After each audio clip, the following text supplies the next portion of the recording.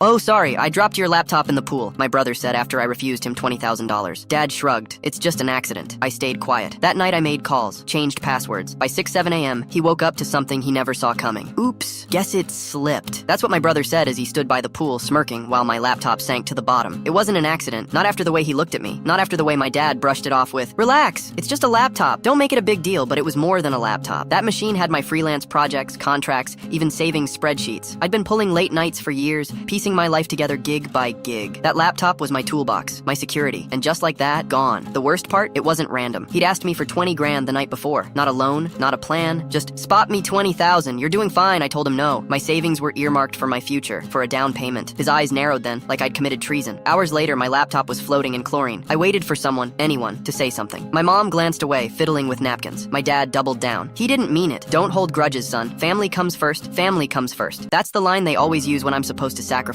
Not when he wrecks my stuff. Not when he burns through his own paychecks. Not when he drops out of every opportunity handed to him. That phrase only comes out when I'm expected to swallow it. I remember staring at the water, my reflection fractured by ripples, and feeling like maybe I was the one out of place. Like maybe they were right and I should just buy another laptop, smile, and move on. But the heat in my chest wouldn't let me. I clenched my jaw so hard I tasted metal. Later that night, while the house went quiet, I sat in my room, phone in hand. I pulled up files I'd been holding onto for months. Screenshots, receipts, bank transfers my brother had forgotten to mention. He'd used my credit card once when we were younger, promised to pay me back. He never did. I kept the statements. He'd bragged about flipping money on shady sites using mom and dad's accounts. I had the chat logs. And the kicker, I had proof he'd been borrowing from our parents' retirement fund under the guise of managing their online banking. I wasn't planning to use any of it, not until he dropped my laptop in the pool and laughed. So I made a few calls, changed a few passwords, locked accounts he thought only he controlled. By 2 a.m., every card he freeloaded off was frozen. By 3, I had alerts set up on anything tied to my name. I didn't sleep. I just sat there waiting. At 6:15 a.m., the shouting started. "Dad! My card's not working!" Then pounding footsteps. "What the hell? My account's locked!" Doors slammed. My mom's voice rising, panicked. My dad asking what he meant, and then silence. Because I walked into the kitchen with a printout in my hand. His printout. Bank statements showing thousands siphoned from their retirement account. Transfers under his name, his login, his timestamp. I dropped the pages on the counter between them. My mom gasped. My dad's face went pale. My brother lunged, trying to grab the papers, but I stepped back. "Not this time. What the hell are you doing?" he barked. "Showing them what you've been doing," I said, my voice calm, steadier than I felt. My dad snatched the papers, scanning line after line. My mom whispered, "Tell me this isn't real," but it was real, and undeniable. My brother sputtered, "He's lying. He hacked me." Funny, I cut him off. "That your lies line up perfectly with the bank's records." He froze, eyes darting, searching for backup. But for once, nobody jumped in to cover for him. The room felt like a stage where the actor forgot his lines. My dad set the papers down with shaking hands. My mom wouldn't even look at him. I turned to leave. My brother's voice cracked behind me, desperate now. "You're gonna regret this, Evan." I stopped in the doorway, cold. "No," I said. "You are," and I didn't wait for his answer.